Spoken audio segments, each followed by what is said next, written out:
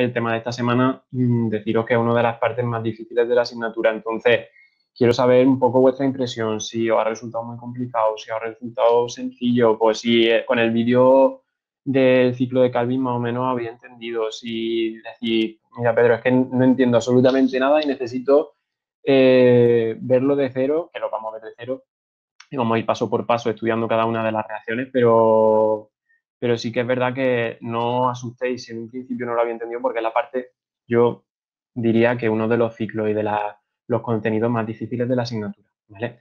Entonces sí que poquito a poco, en la otra clase nos hemos tirado casi 2 horas de tutoría, así que en ese sentido el tiempo que necesitemos, ¿vale? Aunque la tutoría esté programada para una hora y media, lo vemos poquito a poco y nos paramos en donde tengamos que pararnos. Pero sí que quiero que salgáis de la clase de hoy con el ciclo de Calvin claro, que lo entendamos bien, que sepamos contar el proceso y poder comprenderlo a nivel bioquímico, porque es uno de los más importantes y como tal, no hace falta que os diga, pero si cae algo en examen de esta parte de anabolismo, pues gran parte del peso se lo lleva el ciclo de Calvin junto con la fotofosforilación que vimos el otro día. Entonces quiero que os quede todo lo claro posible y que no os vayáis con ninguna duda. Lo imprescindible sería que una vez hayamos estudiado esta semana esto, lo hayamos visto en videoclase, lo hayamos repasado en la tutoría y vosotros lo estudiéis, que después seáis capaces de hacer el ciclo de manera, o sea, vosotros solo, sin necesidad de estar consultándolo. Cuando lleguéis a ese punto significa que lo habéis comprendido bien. Entonces, hoy lo repasaremos. No quiero que se quede ninguna duda, pero sí que si en algún momento vosotros veis que necesitaréis volver a repasarlo y que con el vídeo y con la clase de hoy, que la subiré luego también, sigue sin quedaros claro, os ponéis en contacto con Rocío y nos lo decís y concertamos otra videotutoría para verlo de manera más personal porque tenéis que, esta parte es muy importante en la asignatura y tiene que quedaros muy clara, ¿vale? Entonces, si os parece bien, ¿sabéis si se va a conectar alguien más además de los 14 que estamos? Digo, para empezar o esperarle. No sé si sabéis que de alguien que estuviera intentando conectarse y todavía no haya conseguido entrar.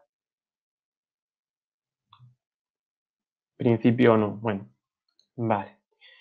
De momento, pues con lo que estamos comenzamos. Si hay alguna persona que se una después, como luego sube el vídeo, pues que no hay ningún problema, ¿vale? Y me preguntáis las dudas que os vayan surgiendo, ¿sí?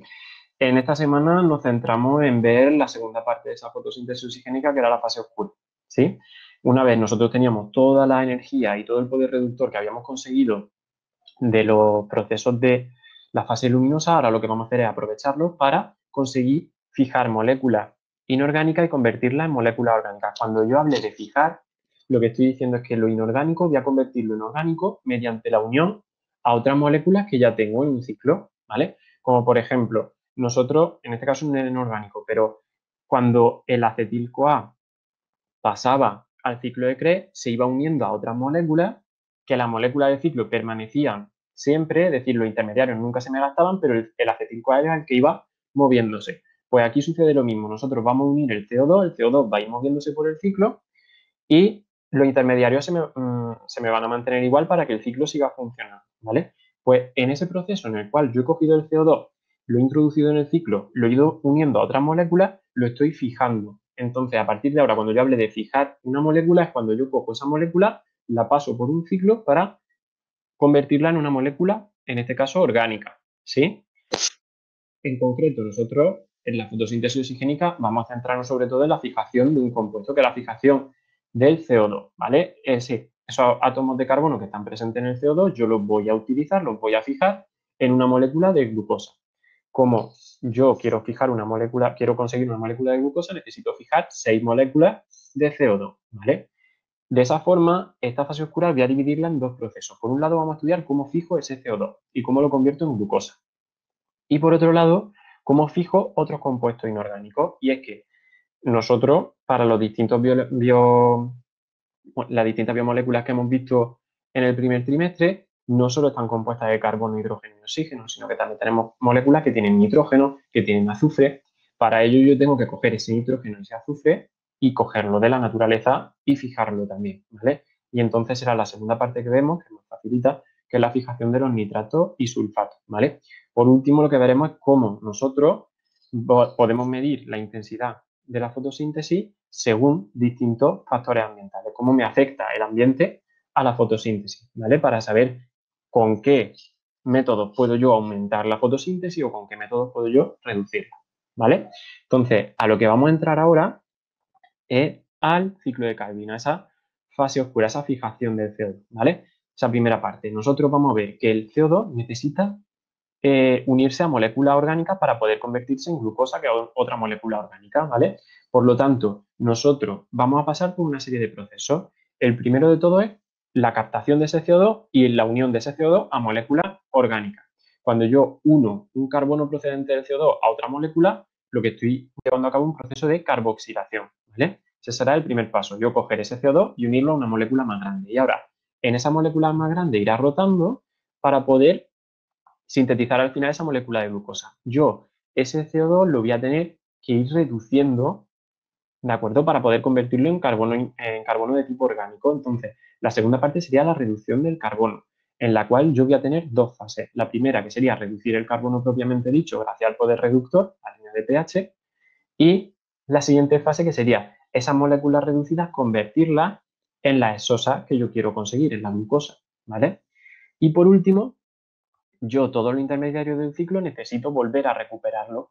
Necesito cerrar el ciclo para que vuelva a iniciar. Pues sería esa fase de recuperación de la ribulosa. Ahora vamos a ir fase por fase viendo cada una de las reacciones que ocurren, ¿vale? Entonces, sí que es muy importante. Yo iré preguntando en cada reacción si lo vamos entendiendo, si no lo vamos entendiendo. En el momento que lo entendáis, preguntad dudas, ¿vale? Porque es a lo que vamos a dedicar la gran parte de la clase. La segunda parte, que es los factores de la fotosíntesis y todo eso, es más sencillito, ¿vale? Entonces aquí, ojo, atención, porque además que es muy, muy importante, tanto de cara a examen como de cara a comprender los procesos y sea lo que os vayan a preguntar, en alguna de las dos opciones va a caer algo relacionado con la fotosíntesis, su fase lumínica y su fase oscura. O sea que aquí hay que centrarse muchísimo, ¿vale? Vamos a ver ese proceso del ciclo de Calvin, lo que pasa lo vamos a ver en la pizarra poquito a poco. Decidme si todos veis la pizarra en blanco.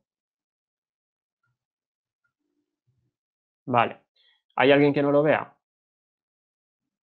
Vale. ¿Y veis cuando yo estoy dibujando? ¿Sí? Vale, perfecto. Pues entonces comenzamos. Nosotros vamos a partir de esa fase de carboxilación, vamos a ver cómo el CO2 se une. Y lo primero que tenemos es una molécula de 5 átomos de carbono, que es la ribulosa 1,5-bifosfato. A esa molécula de 5 átomos de carbono se va a unir el CO2. Ahora, yo quiero sintetizar glucosa y esa glucosa tiene 6 átomos de carbono. Por lo tanto, ¿cuántas moléculas tengo que añadir de CO2? Una. Si yo quiero sintetizar una glucosa de nuevo, ¿tendría solo que añadir una? 6. ¿De acuerdo? Estos 6 CO2, perdona, estos 6 CO2 son los que me van a llevar a cabo la síntesis de esa molécula de glucosa, porque yo luego el intermediario lo tengo que recuperar en algún momento. Entonces, como necesito unir 6 CO2, necesitaré unir 6 moléculas de ribulosa 1,5-bifosfato, ¿vale? La unión de estas moléculas se lleva a cabo gracias a una enzima que es la rubisco. Si nosotros recordamos el nombre de la rubisco, es ribulosa 1,5-bifosfato carboxilasa oxidasa, que abreviamos como rubisco, ¿vale? Carboxilasa porque es capaz de unirme esas 6 moléculas de CO2 a la ribulosa, ¿vale? Y la oxidasa será la otra función que veremos luego más adelante. Nosotros, esta molécula de aquí nos daría ahora 6 moléculas de 6 átomos de carbono, pero esas moléculas son muy inestables. Por lo tanto, en el momento en el que se forman, siempre que haya agua, en presencia de agua, van a hidrolizarse, a romperse, ¿de acuerdo? En concreto, ¿qué es lo que va a suceder? que esos 6 compuestos de 6 átomos de carbono se me van a dividir en 12 compuestos de 3 átomos de carbono. Y son 12 compuestos que yo ya conozco, que es el 3-fosfoglicerato. ¿De acuerdo? Este compuesto que tiene 3 átomos de carbono, como yo antes tenía 6 compuestos de 6 átomos de carbono, ahora se me van a dividir en 12 de 3, ¿vale? En total tengo 36 átomos de carbono, ¿sí? ¿Cómo se produce? Gracias a enzimas que lo median. No tenemos por qué saber la enzima que se encarga de este paso, ¿vale? La única enzima que tenemos que conocer del proceso es la rúbico, ¿sí? Nosotros aquí tendríamos esa primera fase de carboxilación, en la cual he unido a una molécula de 5 átomos de carbono un CO2 para formar al final 2 moléculas de 3 átomos de carbono, como sucede en 6 moléculas de CO2, pues 12 moléculas en total, ¿vale? El 3-fosfoglicerato ya lo habíamos visto en otra ruta, ¿en cuál? Lo habéis estudiado. ¿Os acordáis o no? ¿En qué ruta veíamos a estas moléculas? En la glucólisis. Muy bien, Juan Carlos. Todos los compuestos que vamos a ver en esta fase nos van a recordar a esos compuestos de la glucólisis, ¿vale? Son compuestos muy comunes, por eso al suceder en el estroma realmente está utilizando compuestos que hay en el estroma, que habría también en el citoplasma, de manera muy abundante, ¿vale? Este paso lo entendemos como yo, de una molécula de 5 uniéndole una de 1, obtengo 2 moléculas de 3, ¿vale? Como todo lo multiplico por 6, tendría 6 moléculas de 5 a las que uno 6 moléculas de 1 y obtengo 12 moléculas de 3. ¿Hasta aquí todo bien? ¿Hay alguna duda? ¿Sí? De momento, claro. ¿Había alguien que no lo entendiera en un principio y que ahora le quede más claro?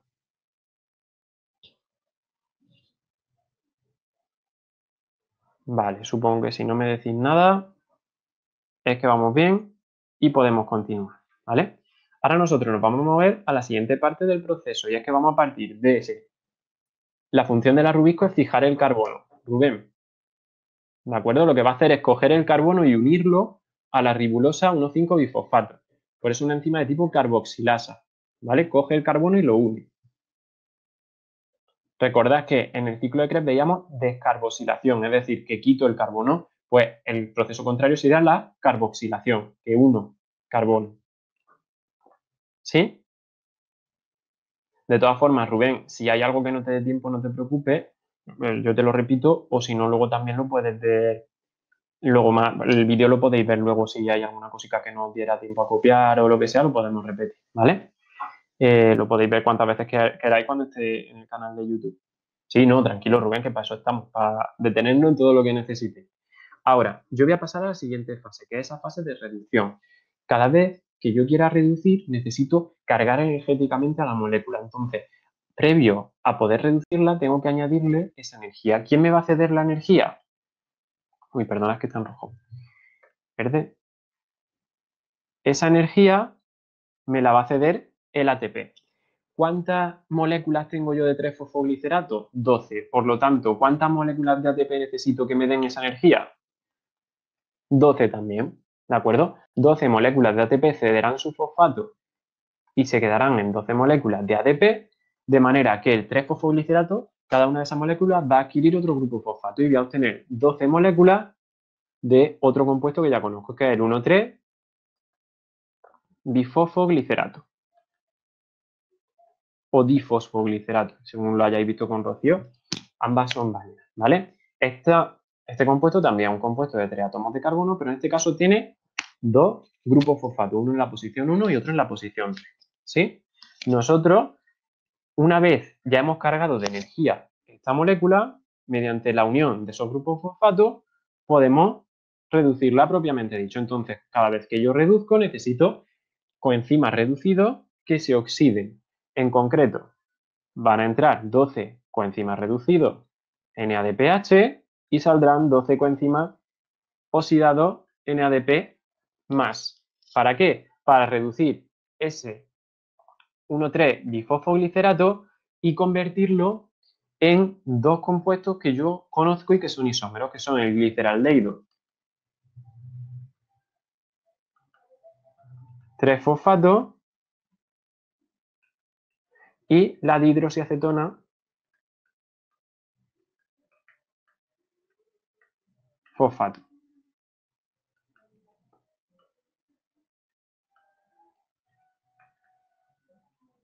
Esos dos compuestos, entre ellos, son isómeros. Por lo tanto, pueden cambiar entre uno y otro a través de una isomerasa. Te has perdido. María, ¿qué es lo último que has entendido? Desde el 3-fosfoglicerato. Vale. Tenemos 12 moléculas de 3-fosfoglicerato, ¿sí? Que tiene 3 átomos de carbono. Estas moléculas, para poder convertirse, pasar de aquí a aquí, tienen que subir su energía. ¿Vale? ¿Cómo suben la energía? Añadiéndose ATP, ¿vale? El ATP le va a ceder el fosfato a la molécula que tengo aquí, de manera que ésta se carga energéticamente.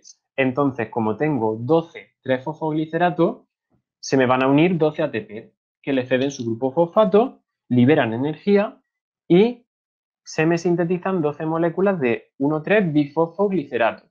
¿Sí? Ahora, como yo he gastado 12 ATP, obtengo 12 ADP. Una vez tengo la molécula cargada de energía, puede reducirse, ¿vale? ¿Cómo va a reducirse? Uniéndose a ella poder reductor, en forma de coenzima reducido de NADPH, de manera que el NADPH se une a esa molécula, le cede su hidrógeno y se va, ¿vale? Ese 1,3-bifosfoglicerato va a captar hidrógeno y electrones por parte del NADPH y se va a convertir en dos tipos de moléculas que son isómeros, que son el gliceraldehído 3-fosfato y la dihidroxiacetona fosfato. ¿Sí? Como yo gasto 12 NADPH, esos NADPH me ceden los hidrógenos y los protones y se quedan como 12 NADP más. ¿Sí? Que es la forma oxidada de esa coenzima reducida. Y ahora yo ya tendría estas dos moléculas que ahora veremos qué cantidad tengo de cada una. ¿Vale? Este proceso en sí, este paso de aquí sería esa reducción, que era esa segunda fase. Mejor, María. ¿Sí? Vale. ¿Hay alguien que se haya perdido que no lo vea claro, que no lo entienda? Vale, sí. No os quedéis con la duda, ¿eh? Que dedicamos el tiempo que haga falta. ¿Lo entendemos todo bien? ¿Cómo ha sido este siguiente paso de reducción? ¿Cómo yo he conseguido convertir el 3-fosfoglicerato en dos moléculas? ¿Vale? Gracias a la acción de ese NADPH, ¿vale? Y en el proceso yo gasto ATP porque necesito subir de energía para poder reducirla. ¿Sí? Te va un poco retardada la pizarra. Vale, el resto lo podéis ver más o menos bien. De todas formas, a ti igual. Vale, supongo que será por la conexión. Sí, aún así, aunque en la pizarra no lo vea ya a tiempo, luego como se ve el proceso completo, ya cuando dejo de escribir, no os preocupéis. Lo importante es que entendáis los pasos. ¿Sí? ¿Vais entendiendo cada uno de los pasos? ¿Sí? ¿Hay alguien que no lo vea? Al final a la derecha, aquí. Esto de aquí, isomerasa. ¿Vale? El tipo de enzima isomerasa es el tipo de enzima que me cambia de un isómero al otro. ¿Vale? Estas dos moléculas las vimos también en la glucólisis y es que una podía intercambiarse entre una y otra. Entonces, 12 moléculas de 1,3-bifosfoglicerato se me van a convertir en 7 moléculas, que 7 más feo, más adiós. 7 moléculas de gliceraldehído 3-fosfato y 5 moléculas de dihidroxiacetona fosfato, ¿vale? ¿Por qué tengo dos isómeros en lugar de tener todos del mismo tipo? Porque me es más fácil combinarlos cuando tengo especies de cada isómero. De manera que cuando yo obtenía en la glucólisis, cogía esa glucosa transformada en fructosa, la dividía, obtenía dos isómeros, uno de cada uno. Pues a la hora de unirlo, me conviene también tener uno de cada uno para poder unirlo y formar moléculas de 6 átomos de carbono. Por eso tengo de los dos tipos, tanto gliceraldehído 3-fosfato como dihidroxiacetona fosfato. Y ahora aquí el ciclo se me bifurca, ¿vale? Se me va a ir hacia una zona que va a ser la formación de esa glucosa, ¿vale? De esas exosas, de esos compuestos de 6 átomos de carbono, y la última parte que es la recuperación de los compuestos que tenía al principio de la ribulosa, ¿sí? Hasta aquí todo bien, fase de carboxilación y fase de reducción. ¿Sí? ¿Más claro que con el vídeo? Dime, Andrea.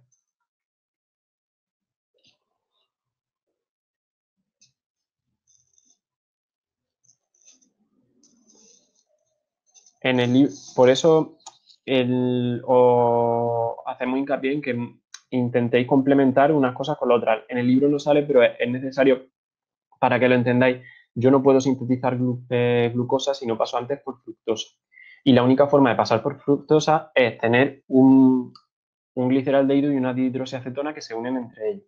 Entonces, no te viene como tal porque como son isómeros, entre ellos se pueden intercambiar, ¿vale? Pero sí que sepáis que yo necesito los dos para poder formar una fructosa. Igual que si yo rompía la fructosa, obtenía los dos, ¿vale? En la glucólisis.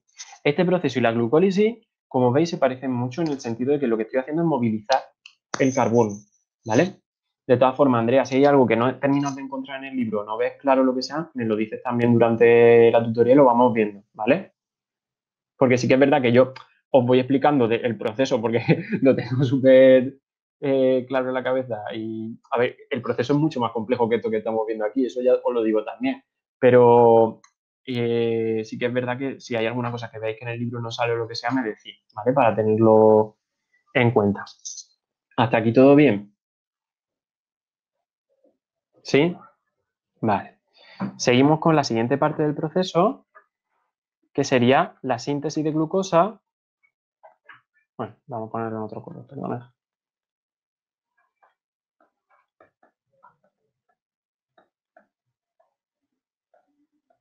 O formación de exosas, ¿vale?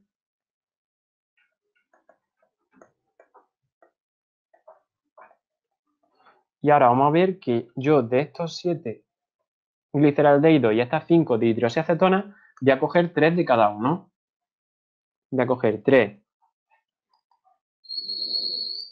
gliceraldehídos 3-fosfato y 3 dihidroxiacetonas fosfato.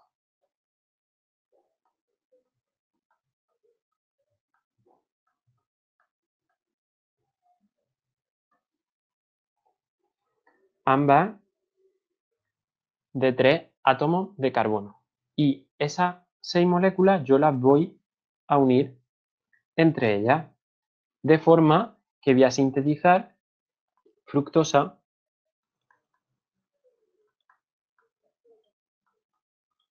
6-fosfato. Esa fructosa 6-fosfato voy a obtener 3 moléculas de fructosa 6-fosfato de 6 átomos de carbono, que también me suena de ¿qué? De la glucólisis. Ahora, ¿cuántos fosfatos tenía yo en este paso de aquí? En el paso en el que tenía las dos triosas, fosfato. ¿Cuántos fosfatos tenía en total entre las 6 moléculas? 4. ¿4 seguro, Teresa? Si tengo 3 gliceraldehídos 3-fosfato y 3 dihidroxiacetona fosfato, 6. ¿De acuerdo? Yo tenía aquí 6 grupos fosfato. En la fructosa 6-fosfato, si tengo 3 fructosas 6-fosfato, ¿cuántos fosfatos tengo en total?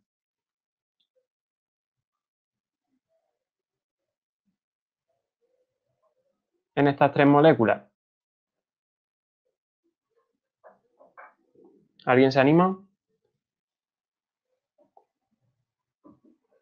En esas 3 moléculas de fructosa 6-fosfato, ¿cuántos fosfatos tendría en total?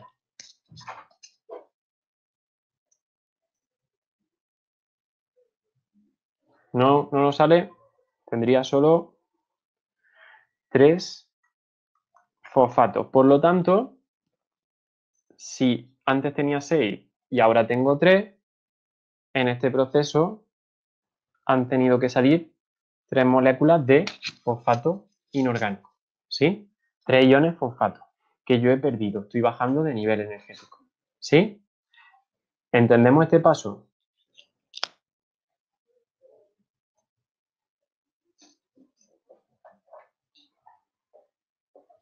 ¿Lo entendemos?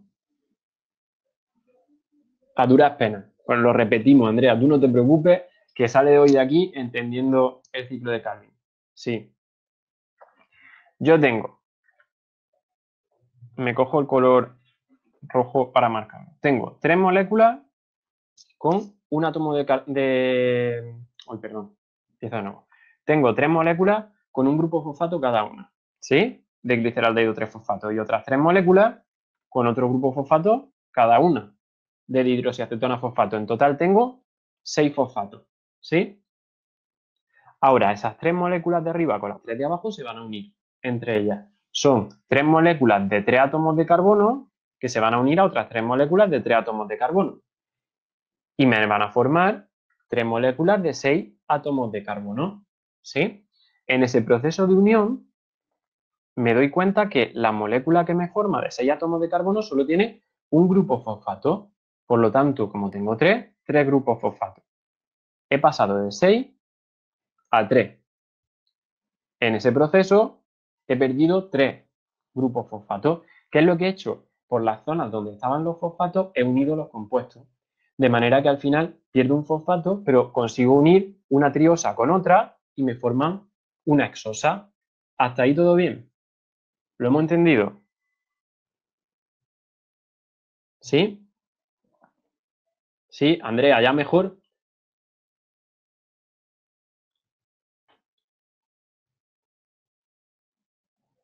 Sí, María, antes de pasar a la fructosa, ¿qué sucede?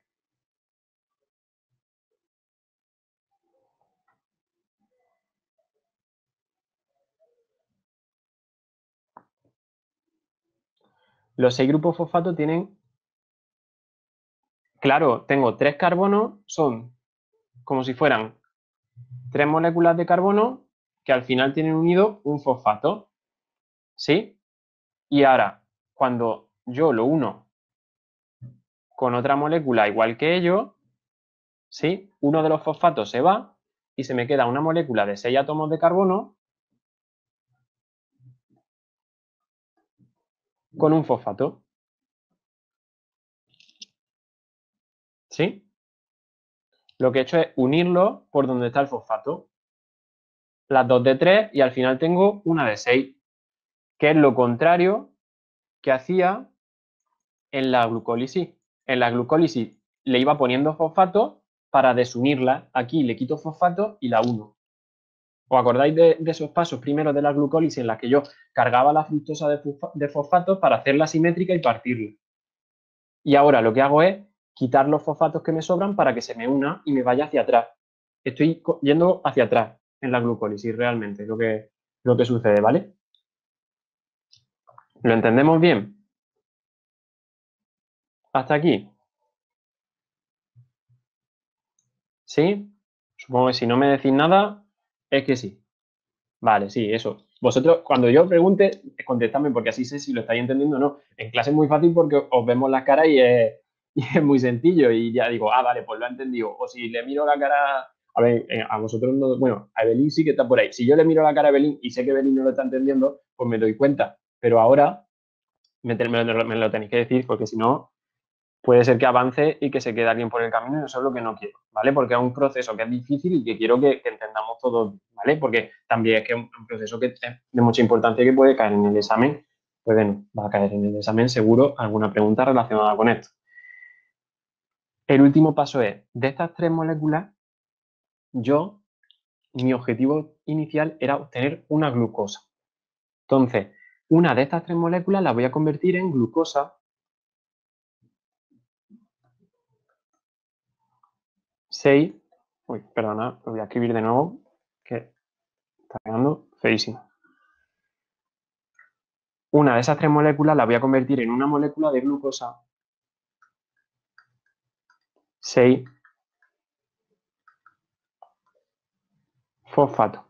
Y esa molécula de glucosa 6-fosfato va a estar formada por los 6 carbonos procedentes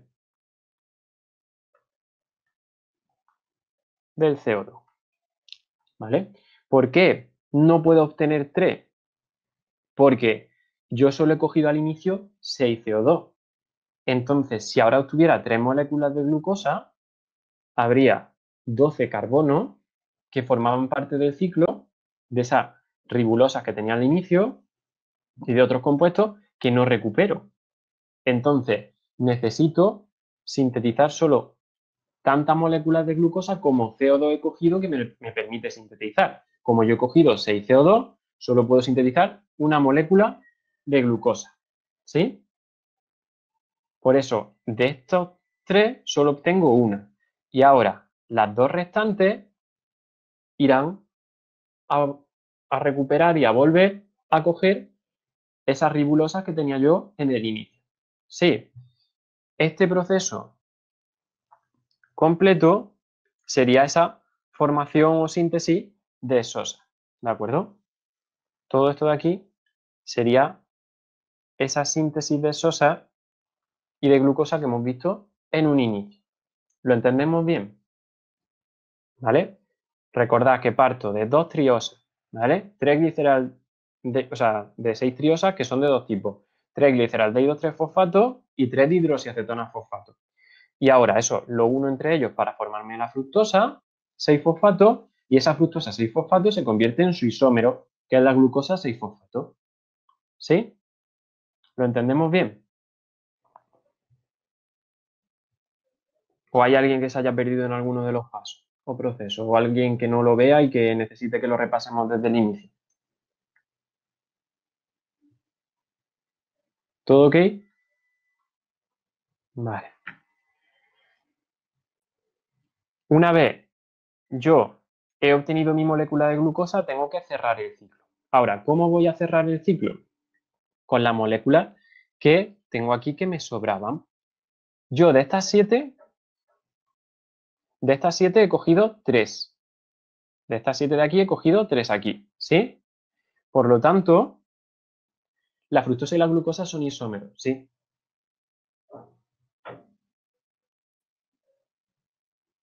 Solo los vimos, además que eran de los primeros ejemplos de isómeros que vimos en el tema 2. O sea que hace ya tiempo que los vimos, pero claro, del tema 2 hasta ahora ya se han olvidado, se han perdido por el camino. Pero sí recordad que la mayoría de los glúcidos que yo obtenía los obtenía porque eran isómeros entre ellos. Por ejemplo, la dihidroxiacetona y el gliceraldehído, la fructosa, la glucosa, todo eso son isómeros. La ribosa, ¿de acuerdo? La ribosa, la ribulosa son isómeros también. Son distintos isómeros. De ese gran cuadro que teníamos al inicio de distintos tipos de glúcidos según el número de átomos de carbono, venían todos los que estaban en el mismo nivel, con el mismo grupo funcional, eran todos isómeros entre ellos. ¿Sí? Vale. Nosotros tenemos esas 7 moléculas de gliceraldehído 3-fosfato que yo he utilizado 3 para obtener la glucosa. Por lo tanto, de aquí, si yo he utilizado 3, me quedan todavía 4 moléculas de gliceraldehído 3-fosfato. ¿Sí? Y de dihidroxiacetona fosfato, de 5 que tenía, he utilizado 3. Por lo tanto, me quedan todavía disponibles 2 dihidroxiacetonas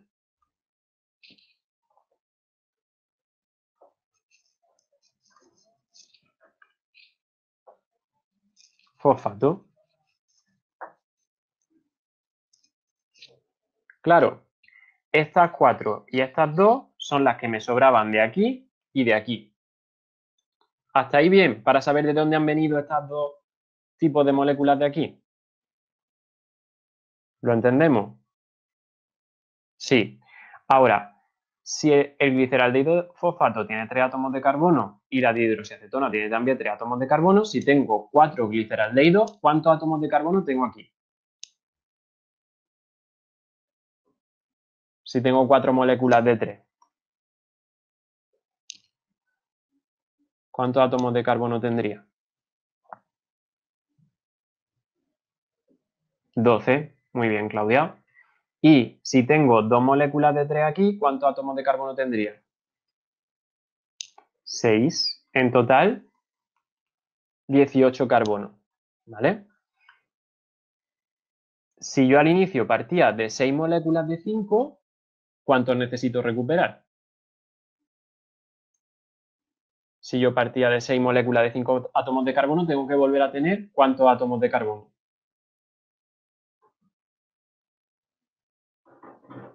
30. Y tengo 18 aquí. Por eso no puedo utilizar estas 3 de aquí enteras, sino que solo puedo utilizar una. Y las otras 2 tienen que subirme hacia aquí. Por eso 2 fructosa, 6 fosfato me van a venir a esta parte del ciclo, ¿vale? Esas 2 fructosas, 6 fosfato tienen entre las dos 12 átomos de carbono. 12 más 18, los 30 que necesito. ¿Sí? ¿Entendemos el por qué no puedo obtener aquí 3 glucosas en vez de una? ¿Sí? Esa sería la razón por la cual no puedo obtenerla. ¿Sí? Y de esa manera, 12 más 18 son 30. Yo ya tengo aquí, en este pool de aquí, 30 átomos de carbono. ¿Sí? Que los voy a utilizar para sintetizar esta molécula de aquí. ¿Hasta ahí claro? Supongo que sí, ¿no? Vale. Entonces, lo que voy a hacer es combinar estas moléculas por distintas reacciones químicas, de manera que voy a obtener moléculas de 7, moléculas de 5, luego las vuelvo a combinar, hasta que al final obtengo 6 moléculas de ribulosa 5-fosfato, que tienen 5 átomos de carbono cada una, ¿vale? Ahora, si yo quiero recuperar las 6 moléculas de ribulosa 1,5-bifosfato, a esa ribulosa 5-fosfato, ¿qué tengo que añadirle?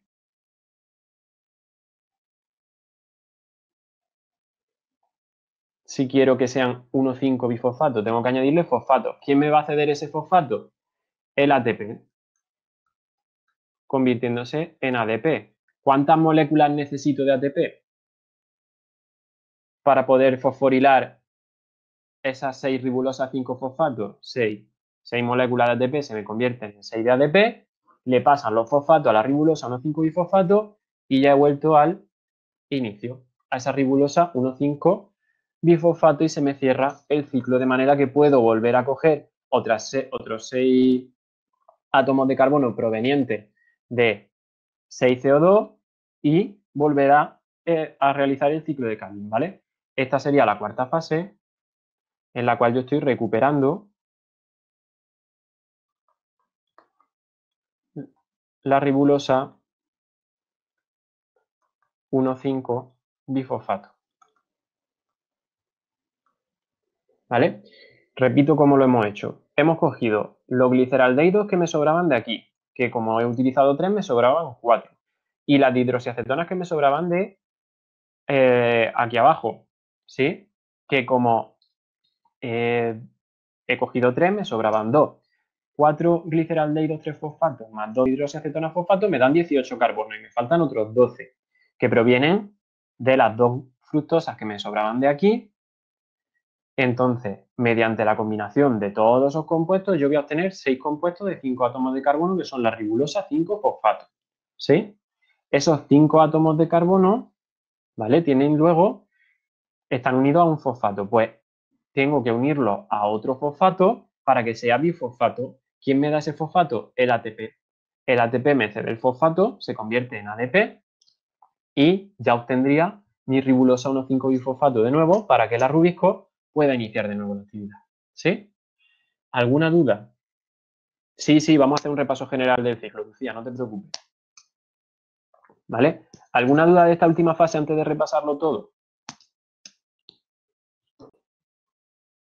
Vale.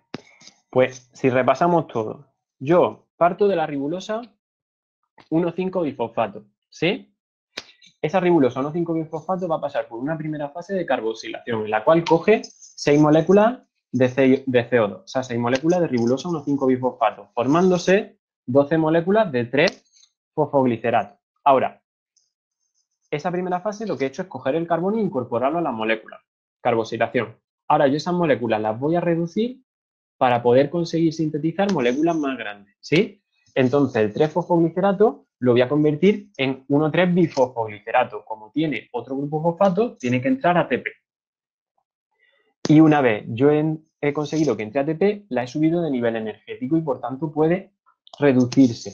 ¿Cómo puede reducirse? Mediante la unión de coenzimas reducidos de NADPH. ¿Sí?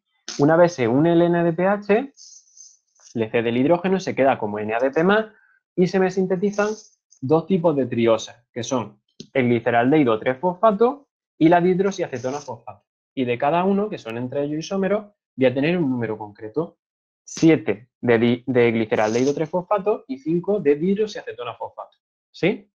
Ahora, una vez yo llego aquí, se me separa el ciclo en dos partes. Una que va a ir a sintetizar glucosa y otra que va a ir a recuperar el ciclo, lo que yo tenía en un inicio, para poder volverlo a realizar. La primera parte, que es la síntesis de glucosa. Como la glucosa tiene 6 átomos de carbono, yo tengo que coger 2 moléculas de 3 átomos de carbono y unirlas entre ellas, ¿vale? Voy a coger una de cada. Un gliceraldehído 3-fosfato y una dihidroxiacetona fosfato, ¿vale? Y lo que van a hacer es, entre ellos, unirse y formar una fructosa 6-fosfato, ¿vale? Como tenía 3 de cada uno, pues 3 fructosas, 6 fosfatos. Y ahora, de estas 3, una se isomeriza y se convierte en su isómero, que es la glucosa 6-fosfato, ¿sí? Y ya tengo mi molécula de glucosa, que en ella tengo fijadas las 6 moléculas de CO2 que yo tenía en un inicio, ¿sí? Ahora, una vez yo ya he sintetizado la glucosa, cojo las 2 fructosas que me sobran, más los 4 gliceraldehídos que me sobraban, más las 2 dihidroxiacetonas, y entre todos me suman 30 átomos de carbono, que son los 30 átomos de carbono de los que yo partía iniciales, ¿sí? De esas 6 ribulosas 1,5-bifosfato. Ahora lo que voy a hacer es volver a sintetizar esas 6 ribulosas 1,5-bifosfato. ¿Cómo? Los combino entre ellos y primero obtengo la ribulosa 5-fosfato, ¿sí? 6 moléculas de ella. Y esas 6 moléculas de ella, para convertirse en la bifosfato, tienen que coger fosfato del ATP, ¿vale? Por lo tanto, 6 moléculas de ATP le ceden su grupo fosfato, de manera que ya tendría de nuevo recuperado el ciclo. El ciclo, si lo veamos así dibujado un poco gráficamente, ¿vale? Empieza en la ribulosa, ¿sí? Y yo vuelvo a recuperar la ribulosa, pero hay un momento del ciclo en el cual me voy a obtener glucosa. Y ese momento donde tengo el gliceraldehído 3-fosfato y la dihidroxiacetona fosfato. ¿Lo entendemos bien? Pero el ciclo este, el ciclo de Calvin, sigue dando vueltas y sigue funcionando. ¿Todo claro? Uy, perdonad. Ahí. ¿Nos queda todo claro? Dime, Rubén.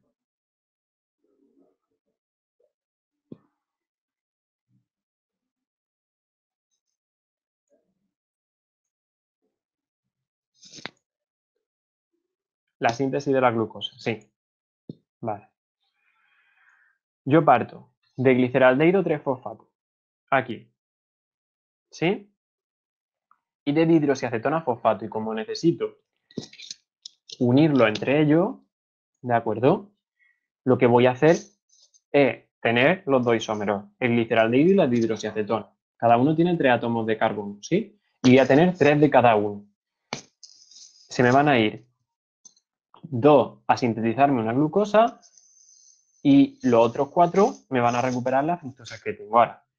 Estos dos, que son de 3 átomos de carbono, el gliceraldehído y la dihidroxiacetona, se unen entre ellos formando una molécula de 6, que es la fructosa 6-fosfato. ¿Sí? Ahora, una vez yo formo esa fructosa 6-fosfato, me doy cuenta que la fructosa 6-fosfato tiene solo un grupo fosfato. Por lo tanto, he tenido que, en el proceso, desprenderme de otro. ¿Vale? Como tengo todo por 3, me desprendo de 3. Y ahora esa fructosa 6-fosfato va a pasar a su isómero, que es la glucosa. que es lo que yo quería obtener, ¿sí? Pues de esa fructosa yo tenía 3, solo uno se transforma en glucosa, ¿vale? Y los otros 2 me vuelven a la parte de arriba del ciclo. Lo que veo es que cojo 2 de 3, lo uno en 1 de 6 y ese de 6 lo transformo en el que yo quiero. Así, a modo de resumen súper sencillo, ¿vale? Tengo 2 de 3, lo uno en 1 de 6 y al final lo transformo en el que yo quiero. ¿Sí? ¿Alguien más que se haya perdido en algún paso o que no entienda alguna de las partes del ciclo? Con los 3 fosfatos que sobran después de que se forme la fructosa, ¿qué pasa? Con estos fosfatos de aquí, ¿vale? Un segundico, ¿vale? Que me había salido aquí un mensaje. Con estos 3 fosfatos que sobran de aquí, ¿de acuerdo? Y los fosfatos que se me perdían en otro... ¿Dónde los tenía aquí? Ah, bueno, es que a vosotros no les puedo tomar, no os preocupéis. Con los otros fosfatos que me salen de aquí, que no lo hemos visto, ¿vale? Esos de ahí van a ir a la síntesis de ATP. Es decir, yo voy a coger y en mi ATPasa, imaginaos que está aquí la ATPasa. La ATPasa, para sintetizar ATP, necesitaba unir ADP más fosfato inorgánico. Pues ese fosfato inorgánico de aquí proviene del que ha salido en este paso y del que ha salido en este. ¿Vale? De manera que yo el fosfato no lo tiro. El fosfato es un factor limitante y es muy escaso en la naturaleza, aunque lo tengamos todos los seres vivos, el que hay es el que hay y no se puede fabricar de la nada. Entonces, no se puede desaprovechar. ¿Qué es lo que vamos a hacer? Todo el que me sale de este proceso lo voy a aprovechar con la ATPasa para sintetizar ATP. ¿Dónde? En la fotofosforilación.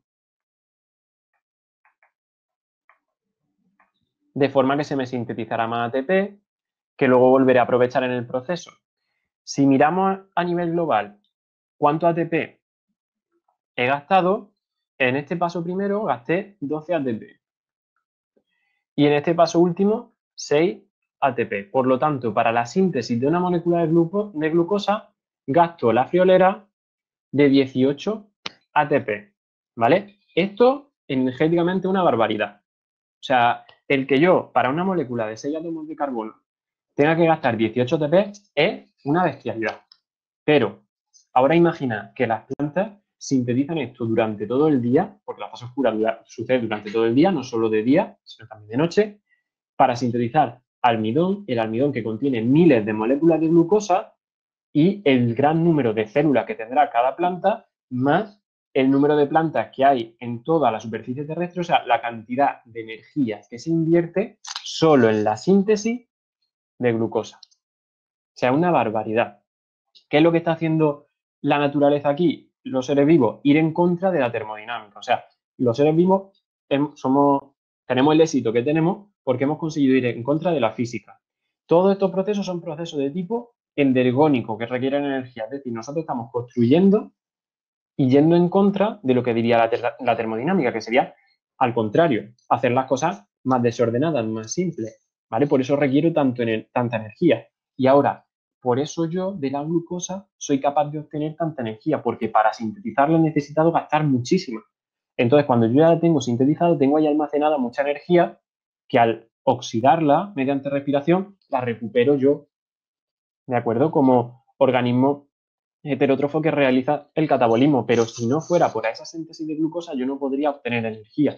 Por eso, cuando se queman azúcares, se libera tantísima energía, porque toda esa energía viene de todos los procesos que han ido acumulando energía en esas moléculas que tenemos aquí. Se gastan la friolera de 18 ATP en solo una molécula de glucosa y pensar que cada molécula de almidón tiene miles y miles de moléculas de glucosa unidas entre sí. O sea, es una barbaridad a nivel energético. Pero gracias a eso, pues tenemos éxito como seres vivos en la naturaleza, yendo en contra de lo que diría la física. La física me diría que hiciera lo contrario. Pues en este caso, nosotros vamos en contra como seres vivos, ¿vale? Nosotros sí que es verdad que no somos capaces de hacerlo, ¿vale? Porque no tenemos esa capacidad de captar energía. Si esto mismo lo tuviéramos que hacer mediante procesos quimiosintéticos, la energía sería muy difícil obtenerla. Sin embargo, las plantas, gracias a la fotosíntesis, a que tienen esa energía disponible lumínica y la pueden convertir en química, esto lo pueden llevar a cabo es que milisegundos, ¿vale? Y con un coste energético para la planta cero, porque está produciendo continuamente energía gracias a la luz. Durante la noche, que no tiene ese acceso a la luz, con el ATP que ha ido acumulando a lo largo del día, sigue sintetizando glucosa, pero este proceso no para nunca, siempre está fijando CO2 en la planta, ¿sí? La molécula de glucosa, dependiendo de la ruta que vaya, me producirá aproximadamente 36 moléculas de ATP, siempre y cuando la oxide mediante respiración aerobia. Si la oxido por otro proceso, a lo mejor me produce otro, pero lo que hemos estudiado, lo que tenéis que saber vosotros es que una molécula, si yo la oxido completamente hasta 6 moléculas, o sea, una molécula de glucosa hasta 6 moléculas de CO2, se me producen 36 ATP, ¿vale? Gracias a la respiración aerobia que vimos en el tema anterior. Dime, Rubén. ¿Qué pasa si tiene el metabolismo muy acelerado y gasta más energía? En el caso, lo que sucede con esa persona es que necesita un aporte de energía mayor para llevar a cabo las funciones. El metabolismo son el número de, o sea, las reacciones, el conjunto de reacciones que tiene tu cuerpo. Entonces, hay una serie de reacciones metabólicas que tu cuerpo tiene que hacer continuamente, que es el metabolismo basal. Y tú para eso necesitas una energía para que esas reacciones se lleven a cabo, porque va a haber energía que tú puedas obtener por parte de reacciones que tú lleves a cabo en tu organismo y otra que necesite un aporte de energía externo. Entonces, cuando una persona tiene el metabolismo muy acelerado, significa que su metabolismo consume muchísima energía, porque las mismas reacciones, imagínate que tú llevas a cabo a lo largo del día, que no es un número imaginario, pero para que te des cuenta, 2 reacciones, ¿vale? Pues una persona con el metabolismo acelerado, cada reacción la lleva a cabo 2 veces.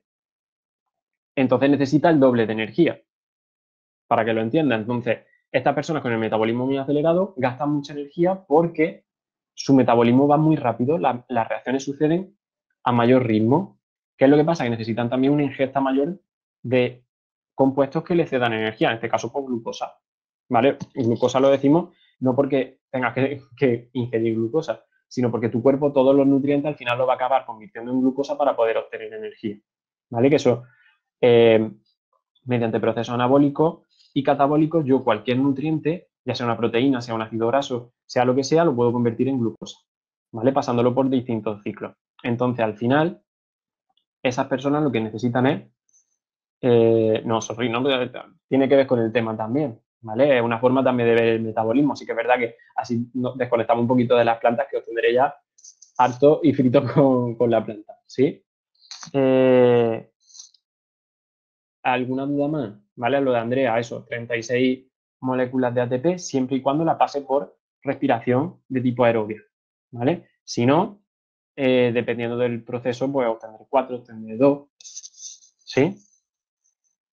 ¿Entendemos eso? Y recordad que la mayoría de las moléculas que obtenía de ATP, Andrea, la obtenía gracias a que era capaz de transportar el electrones a través de la cadena de transporte de electrones de la mitocondria, no porque la obtenga directamente de la molécula de glucosa, sino que la obtengo del poder reductor que se genera. ¿Sí? Que la obtenía de SNADH, de SFADH2, que veíamos en el tema anterior. ¿Hasta ahí claro? Todo. ¿Hay alguna duda antes de que pasemos a la parte fácil de la clase de hoy, a la parte fácil y última ya del tema, que ya así descansáis un poco la mente, que os tendré un poco hartos? De todas formas, ¿os está sirviendo la clase o os resulta útil? ¿Lo estáis entendiendo bien?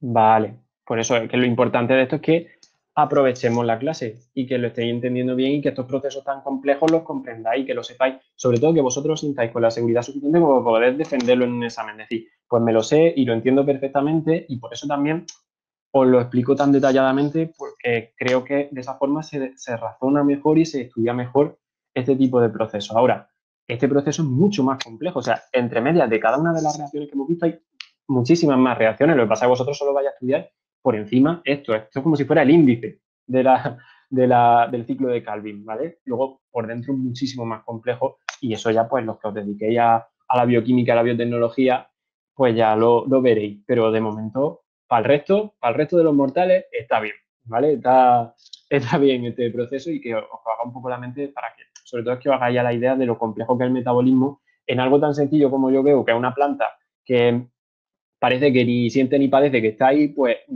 continuamente, cada segundo están produciendo estas reacciones y es una maravilla de la naturaleza, ¿sí? Hasta aquí todo bien, ¿no? Ya dejo de enrollarme y lo que vamos a hacer es estudiar la siguiente parte, que es esa fijación de los nitratos y los sulfatos, ¿vale? Para ello volvemos a la presentación y ahora volvemos, ¿vale? Nosotros vamos a ver que la segunda parte de esa fijación de compuestos inorgánicos sería la fijación de esas moléculas que tienen nitrógeno y que tienen azufre, porque yo con el carbono, el hidrógeno y el oxígeno puedo sintetizar solo glúcidos, pero el resto de moléculas que tienen en su composición nitrógeno o incluso azufre, necesito esos átomos que me vengan de alguna parte. Esos átomos me van a venir del mundo inorgánico también, ¿de acuerdo? De la parte inorgánica. ¿Quiénes van a ser capaces de fijarlo? Los organismos autótrofos. En este caso vamos a ver cómo las plantas son capaces de fijar ese nitrógeno y ese azufre del suelo, ¿vale? Y lo van a fijar en forma de dos aniones, que son los aniones, el anión nitrato y el anión sulfato, ¿vale? Estos dos aniones son capaces de fijarse a través de las raíces porque están presentes en el suelo, ¿vale? En el suelo nosotros encontramos estos nitratos y sulfatos provenientes de la descomposición de la materia orgánica y las plantas son capaces de captarlos, los sulfatos directamente y los nitratos gracias a que viven en simbiosis con una bacteria que se llama Rhizobium, que veremos también en el tema siguiente. Estamos viendo esa fijación de nitratos. Las plantas son capaces de fijar estos nitratos desde el suelo, ¿vale? ¿Cómo lo van a hacer? Convirtiendo el anión nitrato en anión nitrito y luego en amoníaco, que es la versión más reducida que tiene el nitrógeno. Nosotros, para esto, yo lo que estoy haciendo es reducir compuestos. Por lo tanto, necesito alguien que me aporte esa capacidad de reducir. ¿Quién va a ser? Mi poder reductor, que yo he sintetizado en la fase luminosa. Ese poder reductor va a ceder los hidrógenos que tiene y se va a convertir en NADP+, para que yo pueda obtener ese amoníaco. Y ahora el amoníaco me va a pasar a ciclos bioquímicos como por ejemplo el ciclo de Krebs, en el que se unirá a distintos intermediarios del ciclo de Krebs de forma que yo ya ese amoníaco lo he convertido en moléculas de tipo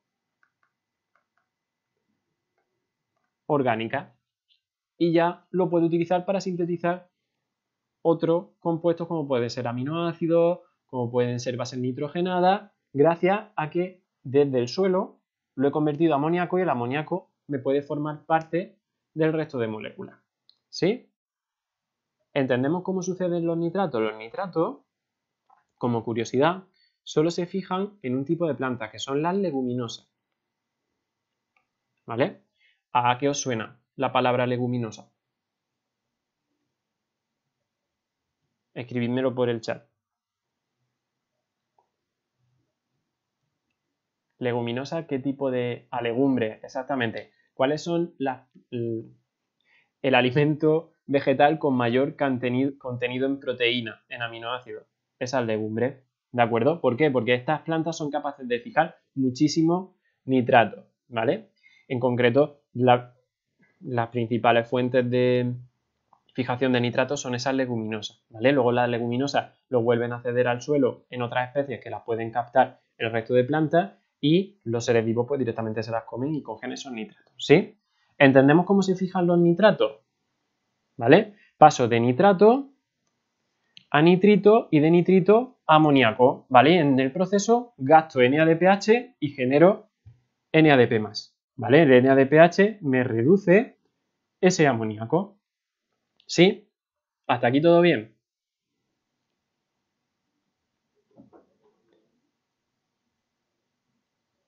Vale, esto ya es mucho más fácil que lo anterior, ¿eh? A pesar del problema técnico, pero lo hemos solucionado más o menos rápido, ¿vale? Lo entendéis bien, ¿no? Vale. Pues lo mismo que sucede aquí, sucedería con los sulfatos. en la fijación del sulfato, yo voy a pasar de sulfato a sulfito y a la forma más reducida del azufre, que es el ácido sulfídrico, ¿vale? En todo este proceso, si se me está reduciendo, tengo que gastar poder reductor, NADPH, y convertirlo en NADP+, ¿vale? Además, este proceso conlleva un gasto extra de ATP, ¿vale? Pero que tampoco tenemos que entrar en tanto detalle. Ahora, si tanto este de aquí, ¿vale?, necesita NADPH como la anterior que hemos visto, la fijación de los nitratos también, ¿qué tipo de fotofosforilación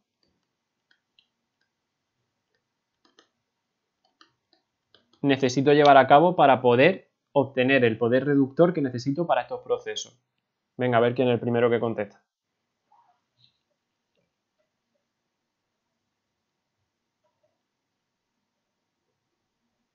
¿Qué tipo de fotofosforilación necesitaría?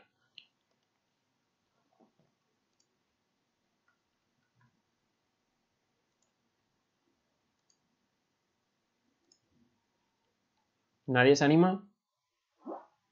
¿De tipo cíclica o acíclica? Acíclica, muy bien, Lucía, porque en la cíclica, en la fotofosforilación acíclica, recordad que obtenía ATP, pero también obtenía ese poder NADPH, ese poder reductor. Por lo tanto, si yo no tuviera fotofosforilación acíclica, no podría fijar ni sulfato ni nitrato, ¿vale? Son necesarios, por eso también los organismos que lo llevan a cabo, esa fijación de sulfato y nitrato, son las plantas, ¿sí? ¿Entendemos bien cómo funciona el proceso? Esta última parte de la fijación de compuestos inorgánicos, en concreto sulfato y nitrato. ¿Sí?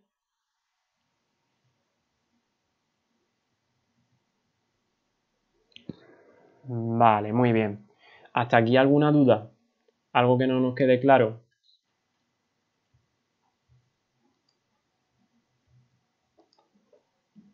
Vale. Si hay alguno que tengáis alguna duda, si queréis, también podemos aprovechar, me lo decís, o abrir el micro y lo preguntáis en voz alta. Lo único que no estoy seguro es si se graba ese sonido o no. Entonces, mejor que lo pongáis por el chat, ¿vale? Y nos aseguramos y luego de cara a la semana que viene ya os comento si se podría o no, ¿vale?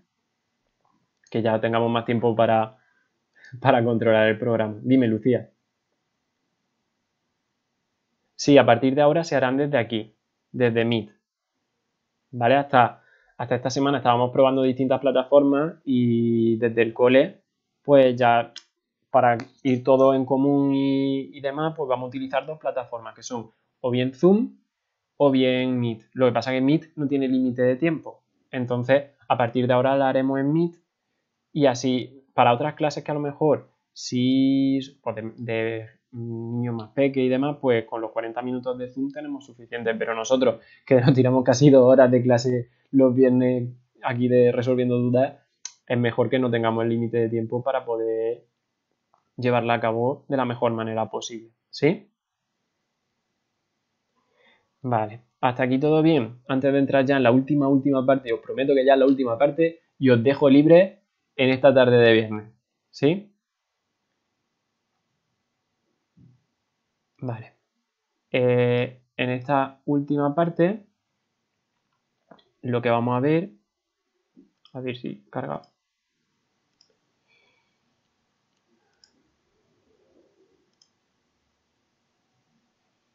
Esta última parte, vamos a ver los factores que influyen en la fotosíntesis. ¿Sí? Decidme si veis todos la presentación.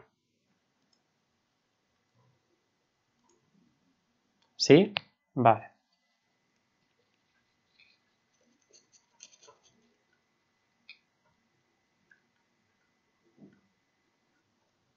Vale, perfecto. Entonces, nosotros vamos a ver esta última parte que nos queda, que sería esos factores que influyen en la fotosíntesis, ya la parte más fácil del tema, pero es fácil porque hemos conseguido entender lo anterior. ¿Sí?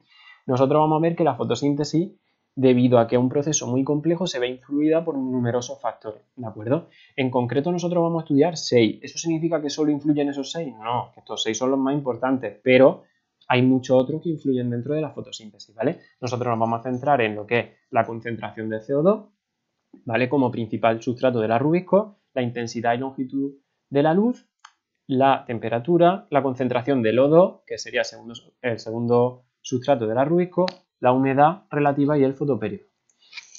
El primero de todos, la concentración de CO2, ¿vale? Si recordamos el tema de enzima, veíamos que la actividad de la enzima dependía de la concentración de sustrato, de manera que a mayor cantidad de sustrato la actividad de la enzima era mayor, pero que llegaba un punto en el que la enzima no podía coger más sustrato porque ya estaban todas las enzimas ocupadas. Y a ese punto lo denominábamos punto de saturación de la enzima, ¿de acuerdo? O valor de saturación de la enzima, porque estaba unida toda al sustrato, ¿sí? En este caso sucedería lo mismo. El CO2 es el principal sustrato de la rubisco, por lo tanto, a medida que yo aumente la cantidad de CO2, aumentará también la intensidad de la fotosíntesis. Ahora, ¿hasta cuándo? Hasta que yo ya tenga todas las rubiscos ocupadas con CO2. Entonces se formará una meseta, por lo tanto no puede aumentar hasta el infinito, sino que aumentará hasta un valor determinado, ¿vale? Ahí la gráfica alcanza una asíntota y lo que veremos es que la enzima está saturada, ya no puede coger más, ¿sí? Dependiendo del tipo de planta y de cómo sea su metabolismo, pues habrá rubiscos más capaces de admitir más CO2, rubiscos capaces de admitir menos. Cada tipo de planta va a estar adaptada también a su ambiente, ¿sí? Pero en definitiva lo que tenemos que saber es que la concentración de CO2 aumenta la intensidad fotosintética hasta que la enzima se satura, ¿sí? Recordamos lo que era la saturación de la enzima y cómo la actividad enzimática se regulaba con la concentración de sustrato, ¿no? Pues aquí sería lo mismo, la misma gráfica, ¿sí? ¿Lo entendemos bien?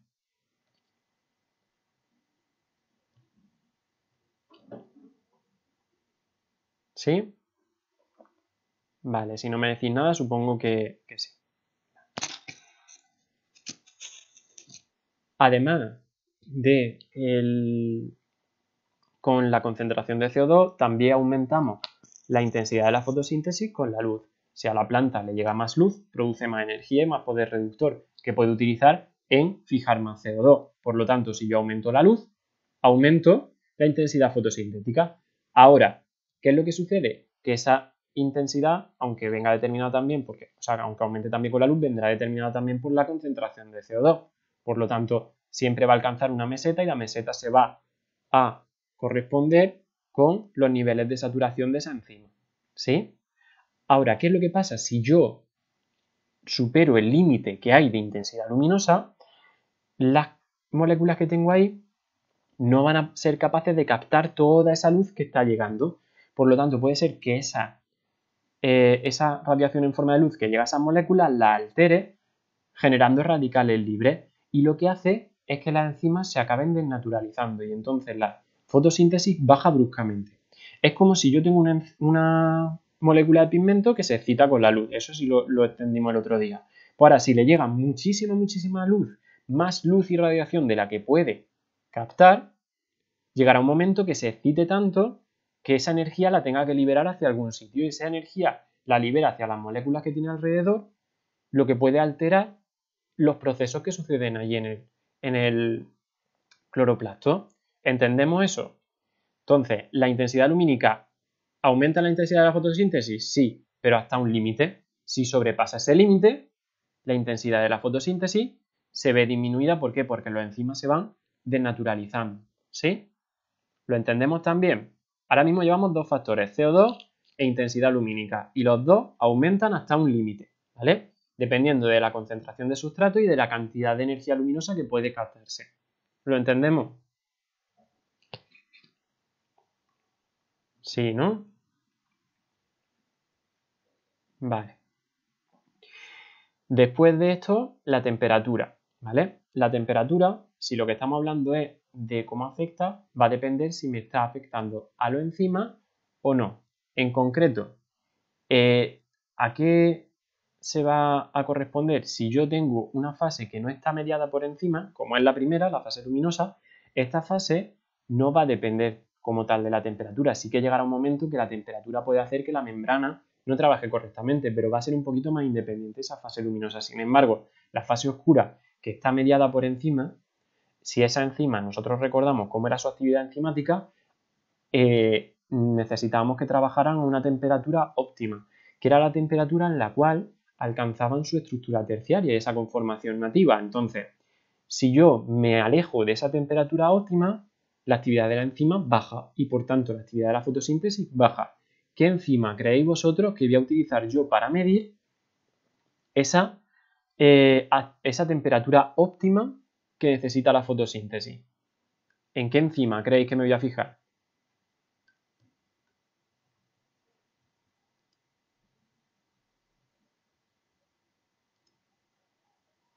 A ver quién se anima a responder. ¿Qué enzima pensáis vosotros que va a ser la que me dicte a mí que se lleve a cabo la fotosíntesis o no? Es decir, esa síntesis de la glucosa a partir del CO2. ¿Nadie se anima?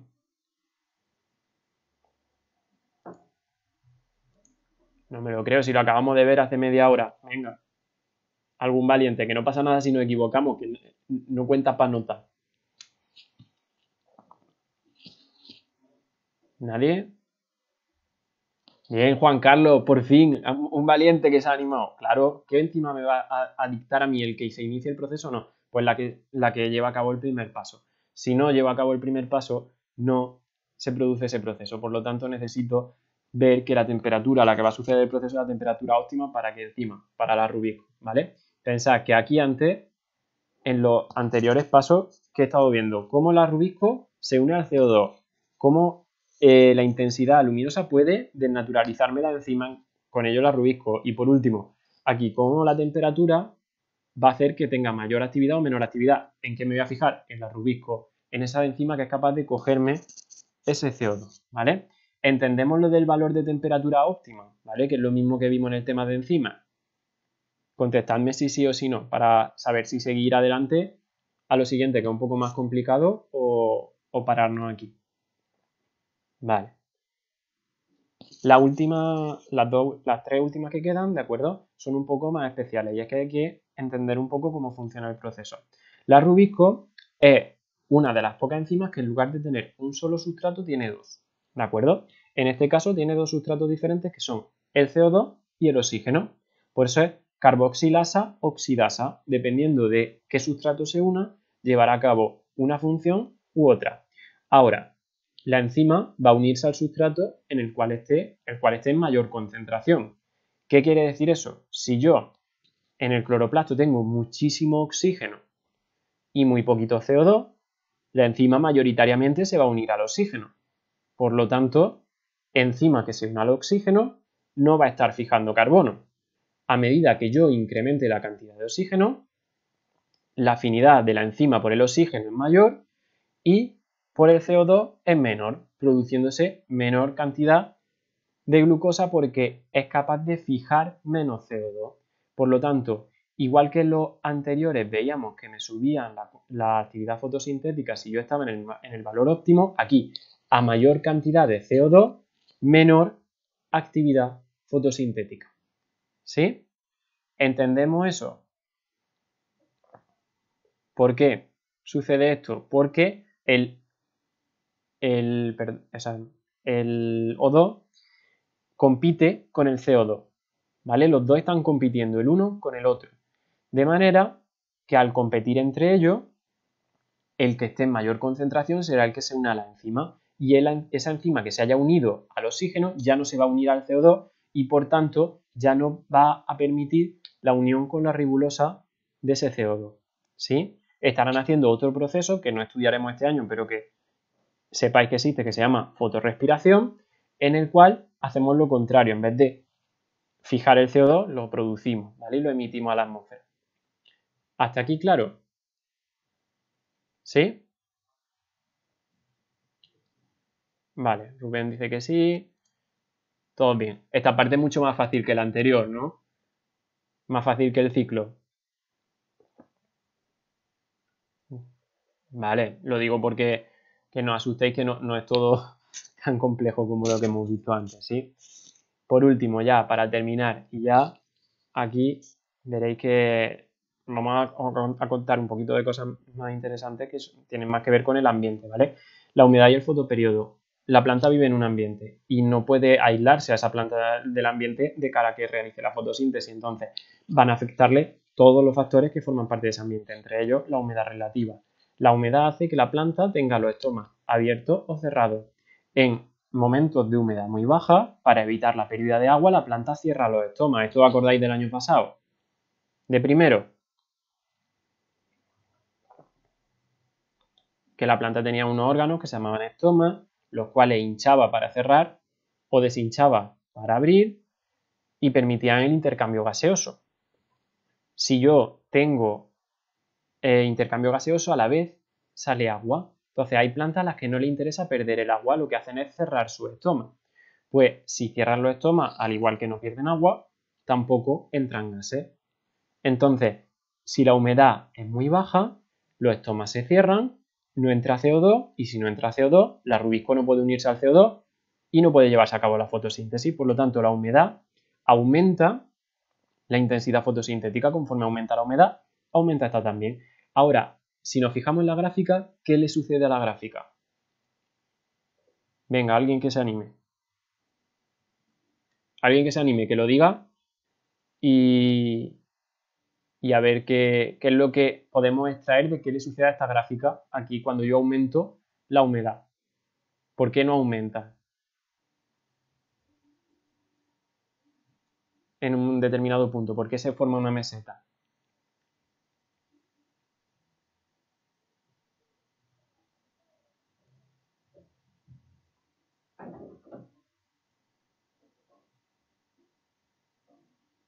Porque ha llegado al máximo, dice Rubén. Porque tiene un límite, dice Claudia. Venga, vamos a intentar definir ese límite. ¿Quién me va a marcar ese límite?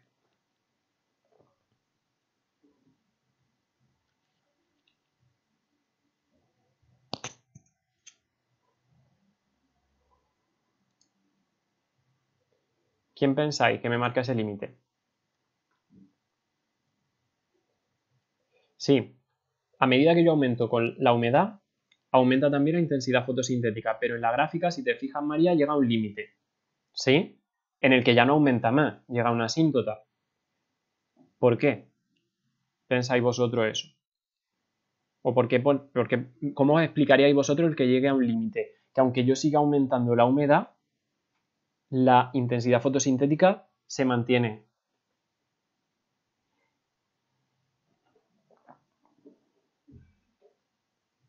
Y ha comentado Claudia y Rubén que porque ha llegado a un máximo, pero ¿a qué corresponde ese máximo? ¿Por qué ya no sigue aumentando la intensidad de la fotosíntesis?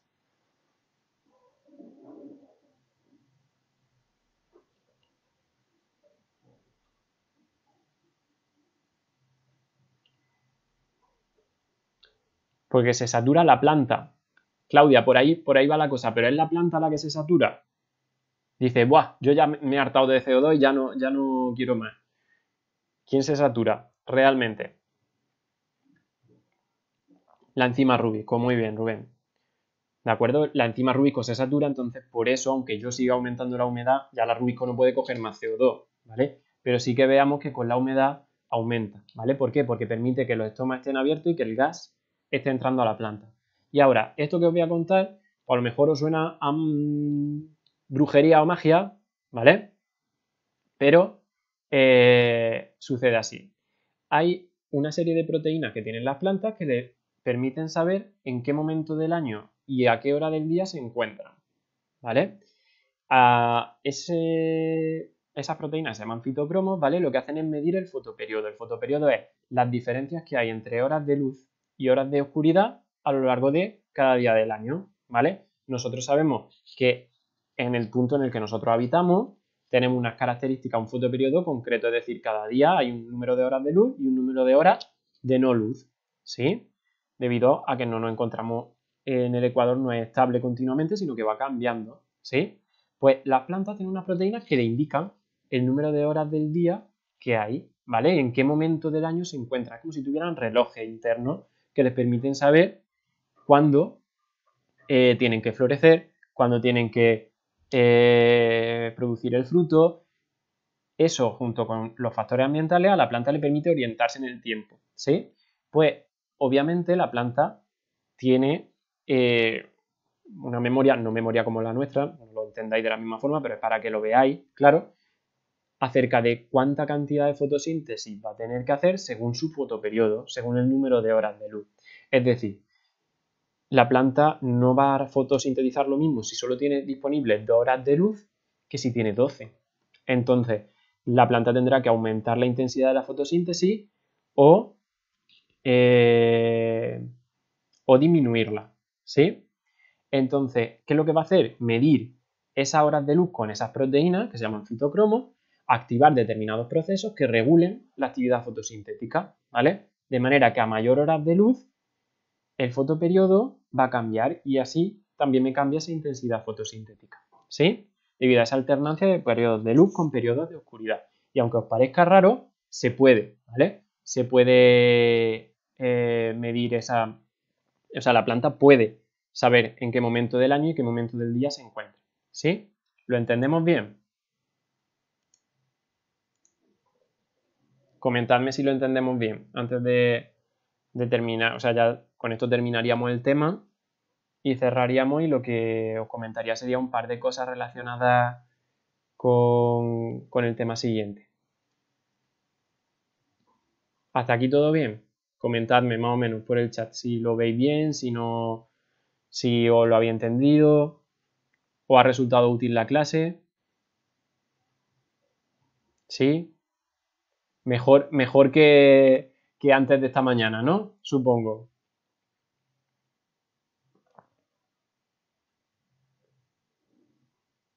Nosotros de momento deberes no vamos a mandar, sí que los deberes de biología es estudio, estudio, estudio y estudio. Y punto, y que no se nos pase el tiempo y que lo aprovechemos, ¿vale? Dime, Lucía.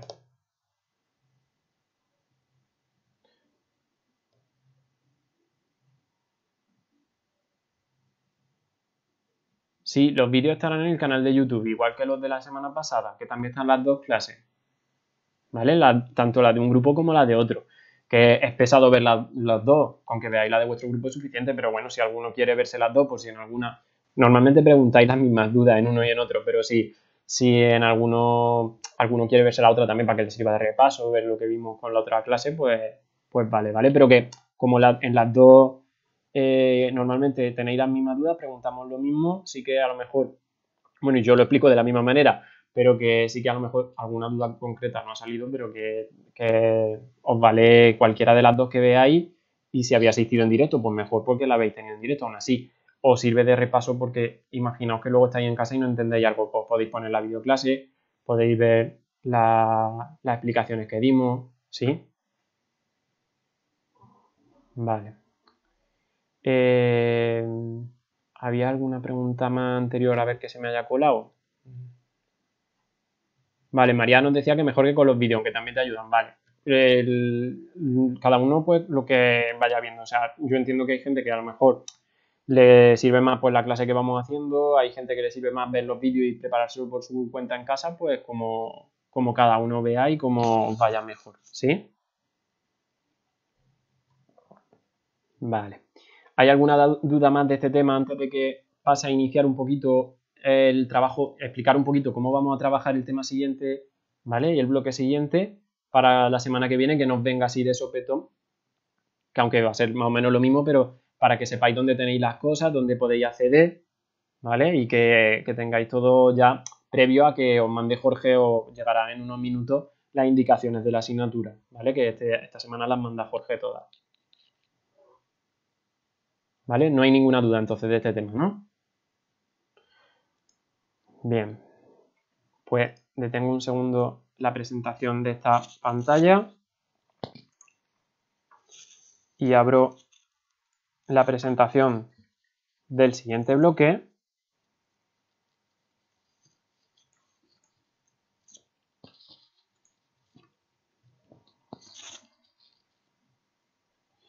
Y os la comparto y decidme si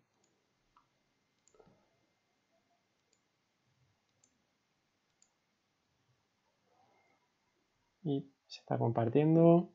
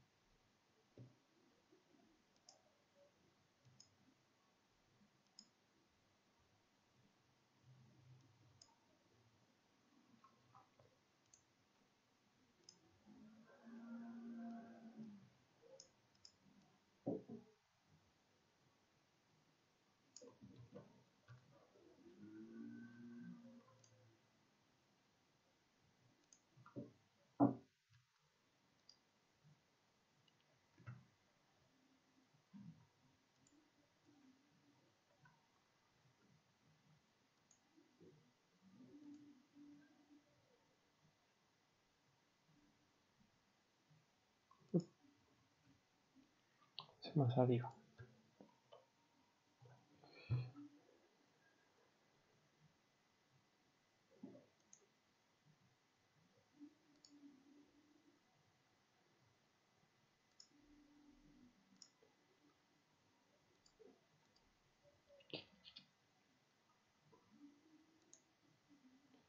¿Se ve bien? Que es que he tenido que salir y volver a entrar para que se viera. ¿Vale? Comentadme en el chat si veis bien la presentación.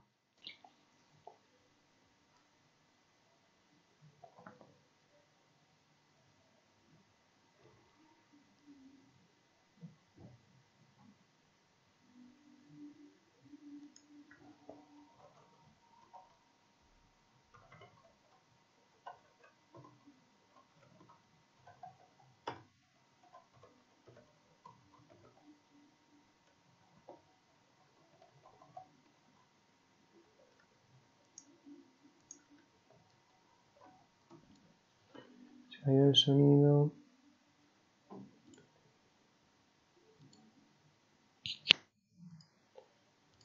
¿Y ahora? ¿Ahora sí? Vale. Que es que mi ordenador tampoco, el pobre, no da para mucho. Y ya cuando le he pedido que abra la presentación, que abra el programa, ya se ha ido un poco, me ha dicho, me iba a mandar a freír espárragos. Vamos. Eh, pero bueno, ya sí lo veis bien, ¿no? Vale, perfecto. ¿Hay alguien que tiene el sonido? Hacia tú. Tienes el sonido abierto. Entonces, estoy oyendo a tu hermanico. ¿Vale? Así que si puedes cerrar el sonido. Vale, perfecto. Más que nada por eso, pues no vaya a ser que alguna cosa se cuele por ahí, ¿vale? Veis bien la presentación nueva, ¿no? Esta es la presentación del siguiente bloque, ¿vale? Que es el bloque de microbiología. ¿Por qué bloque y no tema? Porque vamos a ver todo el bloque junto en una misma presentación, ¿vale? Los dos últimos bloques que quedan, sí que es verdad que son bloques aparte, pero funcionarían más como temas, ¿vale? Temas un poquito más amplios, pero es mucho más lioso si lo vemos como temas diferentes que si lo viéramos como un bloque en general, ¿vale? Entonces vamos a ver bloque 4 y bloque 5, que son microbiología e inmunología, lo último ya que nos queda, y terminamos el curso, ¿vale? Os quería iniciar esto para que lo tengamos en cuenta claro, aún así en el primer vídeo de la semana que viene también lo explico para la gente que no esté hoy aquí o no lo vea, ¿vale? Y es que en este bloque, debido a eso, que lo vamos a tratar como bloque como tal, uno de los motivos por lo que lo hacemos es porque el contenido en el libro viene muy disperso, ¿vale? Vienen cosas en el tema 6, cosas en el tema 13, cosas en el tema 20, cosas en el 21, en el 22, todo separado. Hay muchas cosas que vienen del libro que no entran, hay cosas que no vienen en el libro que son muy importantes, entonces es mejor tratarlo como un bloque entero que como temas dispersos, ¿vale? Para que vosotros no os volváis locos. Entonces, como sé que hay compañeros que trabajáis con el libro como base y compañeros que trabajáis con las diapositivas como base, ya dependiendo de la forma de estudio de cada uno, aquí os aviso de que el contenido del libro es insuficiente, es decir, hay cosas que vamos a explicar que en el libro no vienen, ¿vale? Entonces, en este bloque es mejor usar como base la presentación como base. Y ahora, de las partes que sí vengan en el libro, os iré diciendo yo, esta parte la tenéis en el tema tal, en las páginas tal y tal. Esta parte la tenemos en el tema, en el tema 20, en las páginas 400 y 402, por ejemplo, ¿vale? De esa forma no os volvéis locos buscándolo, porque si no vais a encontrar 20.000 cosas que decir, pero si es que esto no lo están explicando y es porque no entran o porque no son importantes o cosas que yo estoy explicando que en el libro no las vais a encontrar. Entonces, es mejor que sigamos las diapositivas y luego del libro lo que yo os vaya marcando, ¿vale? En la planificación que os vamos mandando todas las semanas, os pongo las diapositivas que vamos a ver en cada apartado y con qué se corresponde del libro. Miradlo, porque de cada apartado os he puesto diapositivas de la tal a tal y si no tiene correspondencia con el libro, he puesto no se corresponde con el libro. Y si tiene correspondencia con el libro, os pongo está en los apartados tal y tal, en las páginas tal y tal. ¿Sí? Páginas 1 y 2. Y os pongo el número de página para que lo tengáis claro.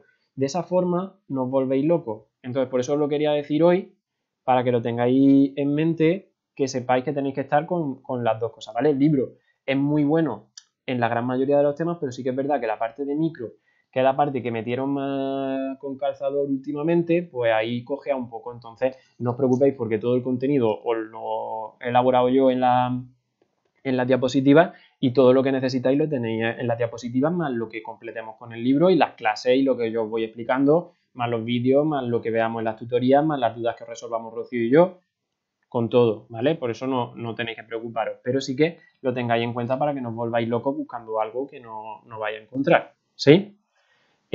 Además, en esta parte también puede ser que os caiga alguna pregunta cuando os están preguntando cosas del bloque de micro de la parte de biotecnología, ¿vale? Del tema ese de biotecnología e ingeniería genética, la parte de ingeniería genética entraría más en el bloque de genética y la parte de biotecnología más en este bloque, ¿vale?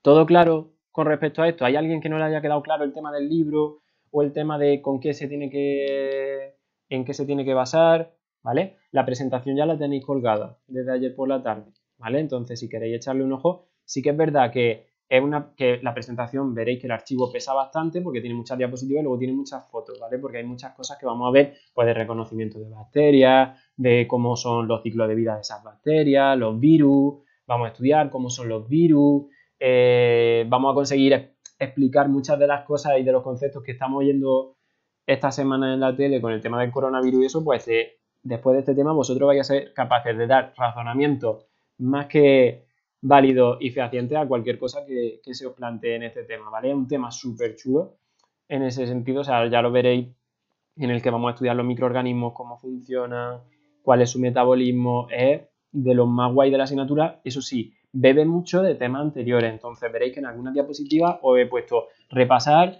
fermentaciones del tema 13 o repasar glúcidos. Os lo he ido poniendo yo en las diapositivas para que lo tengáis en cuenta que a lo mejor hay alguna cosita que estamos explicando y que necesitáis echarle un ojo al anterior para ir viendo, ¿vale?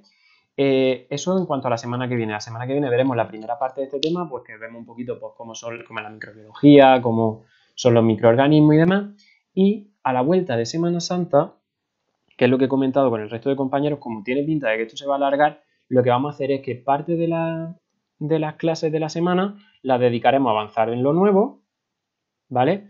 Y otra parte de las clases de la semana la dedicaremos a ir repasando desde el principio de curso, ¿vale? Que es de la misma forma que hubiéramos trabajado allí en clase. A partir de Semana Santa hubiéramos ya empezado el repaso de la asignatura completa. Entonces, a partir de Semana Santa iniciaremos clases de repaso, ¿vale? Para ir repasando los primeros temas, los primeros bloques de bioquímica estructural, ¿de acuerdo? Entonces, sí que en Semana Santa, pues si podéis aprovechar un poquito el tiempo en empezar a ordenaros los apuntes si no lo tenéis ya ordenado, el tener en claro los distintos bloques y los distintos temas para luego cuando vayamos repasándolo, ¿vale? Y sobre todo, pues, ver de qué me acuerdo, de qué no me acuerdo, qué es lo que necesito yo más repaso, ¿vale? Y eso lo trataremos a la vuelta de Semana Santa. Y la semana que viene iniciamos este tema que veréis, aparte que es más sencillo, es mucho más chulo también, bueno, a mí me parece más guay el de metabolismo, pero que es mucho más llamativo porque estudiamos los microorganismos, cómo se producen enfermedades causadas por microorganismos y demás, y eso siempre os llama más la atención, ¿vale? Yo por mí, nada más. Si tenéis alguna duda más con respecto a alguna cosa o al tema de la EBAU y eso, pues cuando tengamos más información os iremos dando. Yo estoy en contacto con el armonizador para que cualquier novedad que den sobre el tipo de examen y demás, en cuanto la tengamos, os la transmitimos, Rocío y yo, ¿de acuerdo? Y nada, agradeceros a todos la asistencia, perdonad por los problemas técnicos que creo que más o menos hemos ido solucionando y no sé si tenéis alguna cosa que comentar o que preguntar, pues adelante. Si no, lo damos por zanjado y os doy libre para que os vayáis a comer temprano. ¿Sí? ¿Todo bien?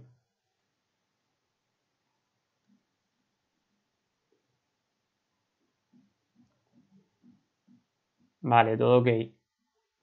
Eso es lo que me parece que creo que con estas sesiones que tenéis bastante, vamos, que en ese sentido sirven bastante y es lo que nosotros pretendemos, ¿vale? Que el tiempo que estemos, vosotros no notéis diferencia al haber estado en clase o no, ¿vale? Es lo que intentamos y que vayáis lo mejor preparados posible, sea el examen que sea y sea lo que tenga que tocar. Vosotros vais a estar capacitados para enfrentaros a cualquier tipo de examen, ¿vale?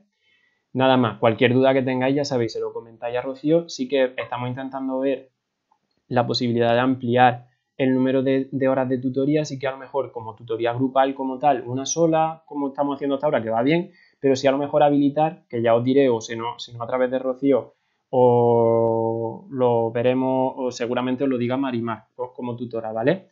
Y Blanca.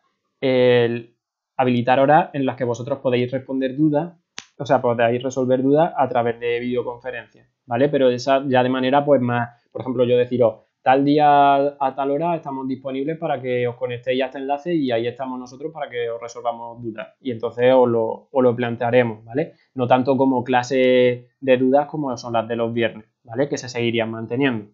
No sé si os parece bien, al otro grupo se lo he propuesto también y le ha parecido una idea bastante buena. O si simplemente con los vídeos y la clase del viernes os vendría bien, también para tenerlo en cuenta y de cara a poder organizarlo, ¿vale? Sobre todo si alguno pues nota que necesita a lo largo de la semana un poquito más de apoyo, ¿vale? Ya os digo, se lo comentaré, o sea, lo comentaremos entre nosotros, lo estamos comentando entre nosotros y cuando tengamos algo más en claro, pues os lo hará llegar o bien Marimar seguramente o bien Jorge, ¿sí? ¿Claro? Vale, pues nada más, chicos. Pasad buen fin de semana. Entre la tarde de hoy y la mañana de mañana tendréis disponible esta clase en YouTube para poder revisionarla cuando queráis. Y con cualquier cosa que necesitéis, nos escribís mensajes, ¿sí? Venga, gracias, chicos. Y nos vemos en la siguiente.